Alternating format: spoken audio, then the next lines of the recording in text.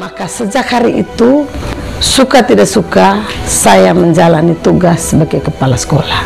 Like, share, dan subscribe channel YouTube Flores TV. Berat perjalanan ke sekolah dengan cuaca hujan, sekolah juga berlumpur. Ada guru yang mengendarai motor dalam keadaan hamil dengan kondisi jalan seperti itu. Lalu tepatnya satu-satunya sekolah negeri yang ada di kabupaten ini, murid paling sedikit 160 orang. Kelas 12 kan kesulitan, bagaimana tidak ada air, kami tak ada air hujan, kami mandi di pancuran, air dari pancuran untuk bisa direbus jadi kopi.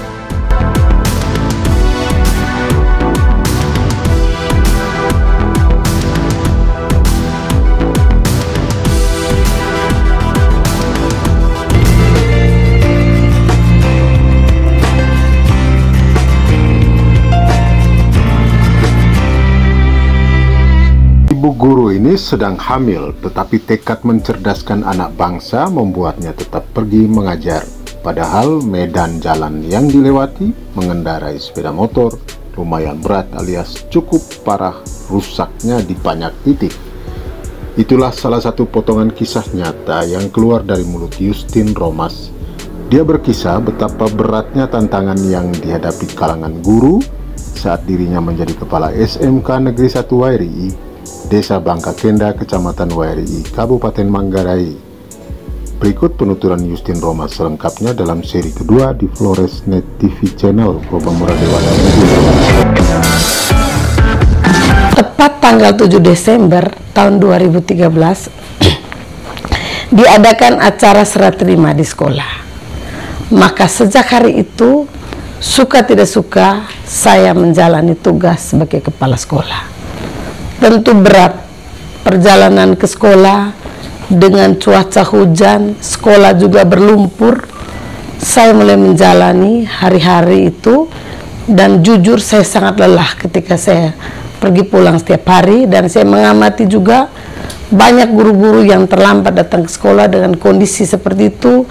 Bahkan ada guru yang mengendarai motor dalam keadaan hamil dengan kondisi jalan seperti itu.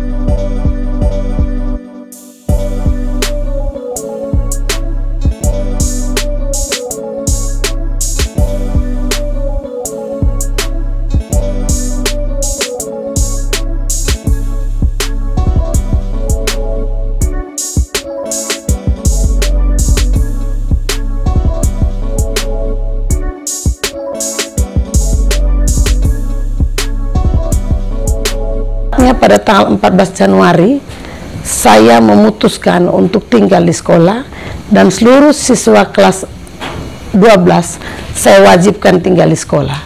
Mungkin perlu saya jelaskan, total murid pada waktu saya masuk itu hanya 160 orang. Bayangkan, satu-satunya sekolah negeri yang ada di kabupaten ini, murid paling sedikit 160 orang.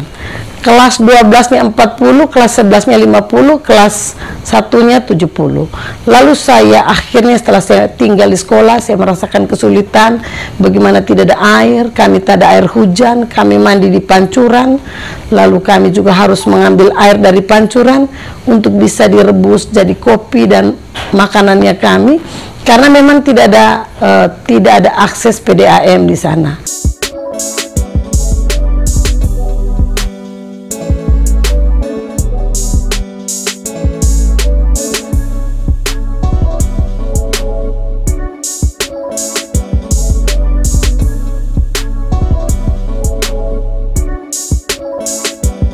Akhirnya saya memberanikan diri, saya datang ke Bupati Manggarai, Pak Christian Rotok. Saya datang dan mengatakan, kakak, saya rasa berat sekali untuk menjalankan tugas ini karena kondisi sekolah seperti ini. Dan pada waktu itulah saya menceritakan kepada Pak Kris yang sangat welcome menyambut kedatangan saya, walaupun saya tidak meminta waktu terlebih dahulu. Saya langsung saja bertandang, dan malam itu saya diajak makan malam, lalu kami ngobrol di meja dengan Ibu Kris pada waktu itu. Nah, pada saat itulah saya menceritakan tentang bagaimana sulitnya sekolah itu. Pertama dari akses jalan ke sana sangat rusak, sehingga itulah yang membuat saya memutuskan tinggal di sana. dan tinggal di sana juga saya harus mandi di pancuran, kemudian harus menada air hujan.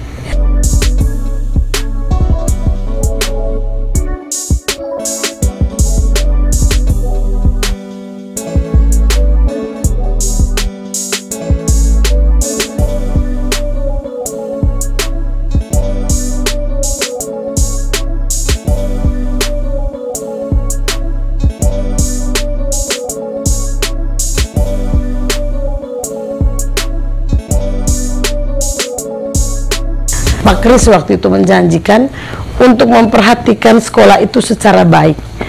Dari 18 kelas yang ada, hanya 6 kelas yang terpakai. Sebagian kelas itu tidak terpakai karena memang jumlah murid sangat sedikit. Maka beberapa bulan kemudian perhatian pemerintah mulai muncul, di mana akhirnya sekolah itu mendapat fasilitas asrama, sehingga anak-anak yang tadinya datang dari jauh harus numpang di kos-kos yang tidak layak di situ, akhirnya kami fasilitasi mereka dengan asrama. Dan selama SMK ini masih di bawah kewenangan kabupaten, jujur perhatian pemerintah Pak Kris dan Pak Deno pada waktu itu sangat luar biasa, sehingga permintaan-permintaan kami seperti jalan tadi dikabulkan, asrama, ruang kelas, laboratorium, jamban juga diperhatikan, sehingga kami pernah pada tahun 2015 mendapat fasilitas yang paling banyak dari semua SMK-SMK yang ada di sini. Perhatian inilah yang membuat akhirnya saya yang tadi merasa tidak yakin sekolah itu bisa maju. Dengan dukungan pemerintah Kabupaten Manggarai pada waktu itu, fasilitas jalan yang mereka sudah penuhi, akhirnya pergerakan saya dimulai. Pergerakan pertama saya, bagaimana cara mendatangkan murid yang banyak. Karena logikanya, satu murid masuk ke sekolah itu, maka dana BOS akan bertambah 1.200.000 pada waktu itu. Dan akhirnya saya kampanyekan kepada anak-anak, kepada guru-guru semua, jika kalian membawa satu saudara atau satu temanmu ke sekolah ini, maka uang komitemu akan dibebaskan 50.000 dengan perhitungan bahwa nanti di dana BOS akan bertambah 1.200.000. Dengan masuknya begitu banyak siswa, dana BOS makin banyak, maka banyak yang bisa dibuat, banyak yang bisa diajukan, termasuk bagaimana sekolah bisa menambah fasilitas-fasilitas lain seperti kebutuhan-kebutuhan alat praktek, karena itu sangat penting di SMK. Itu yang coba saya lakukan di awal, sehingga kemudian saya juga menerapkan sistem gugur di sekolah itu, sehingga disiplin yang baik itu membuat banyak orang tua yang mengerti mau menitipkan anaknya di situ, dan bagaimana pergerakan-pergerakan kami untuk membuat masyarakat percaya bahwa sekolah yang tadi, kalau mau kasarnya, sekolah yang ecek-ecek, sekolah yang tidak ada nama, mulai dapat perhatian dari masyarakat Kenda itu sendiri. Karena ketika saya tinggal di dalam dengan anak-anak, kami mulai memperhatikan kebersihan, kami tebas semua rumput-rumput yang ada di situ, dan dengan demikian akhirnya ada kehidupan.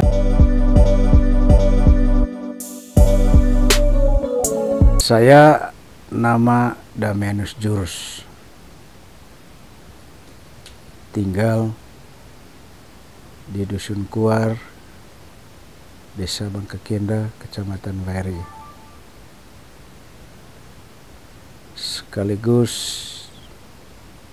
sebagai tokoh masyarakat, tokoh adat di Desa Bangkakenda, lebih khusus di Gendang Kenda.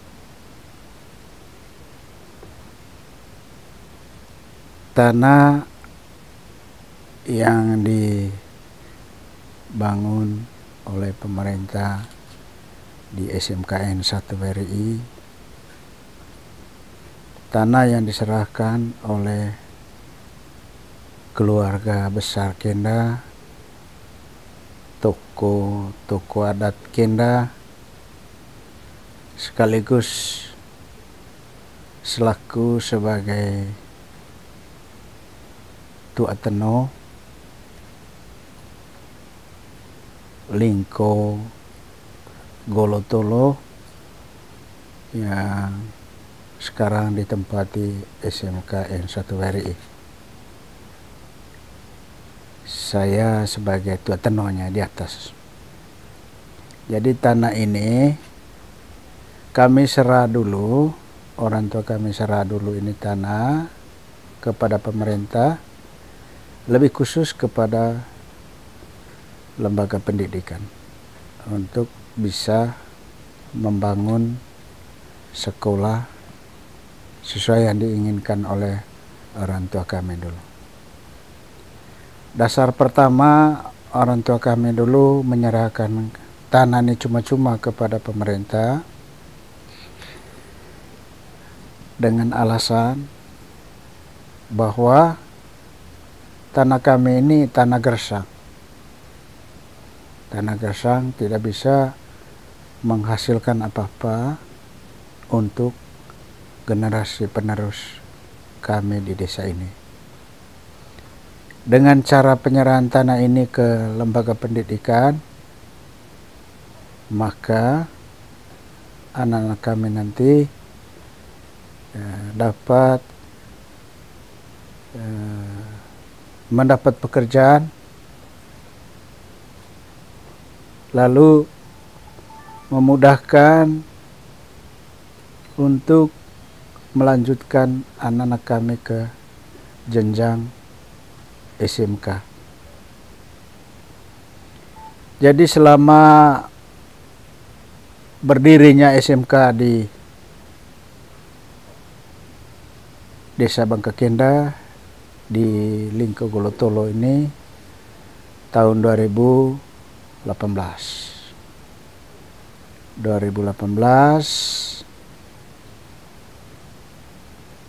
kepala sekolah yang pertama Franciscus Barkias. Jadi selama dia sekolah ini tidak terlalu dampak yang begitu banyak, baik untuk masyarakat maupun untuk anak-anak dan tenaga kerja. Sejak pergantian dari Pak Frans Bergias pada tahun 2014 kepada Ibu Justina de Romas,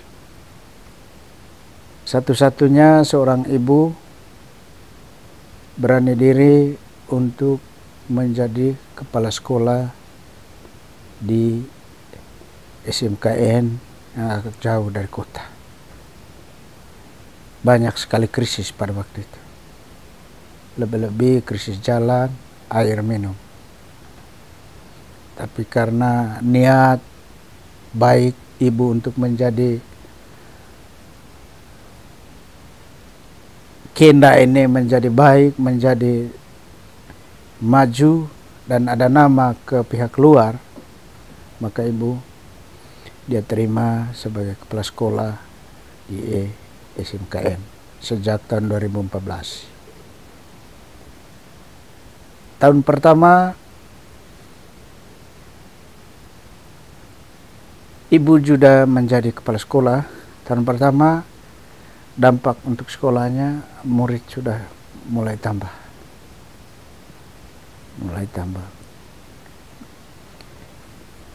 Tahun kedua mulai tambah lagi. Dan sampai tahun 2020 yang kemarin ini murid sudah hampir 1.000 lebih. Dari tahun 2014 sampai 2016 ibu ini punya tekad untuk berani bersaing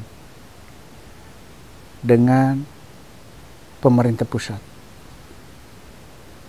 dengan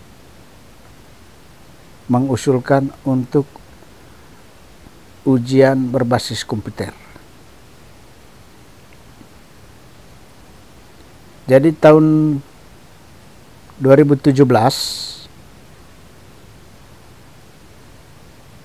pemerintah pusat menyetujui bahwa SMKN menjadi ujian berbasis komputer.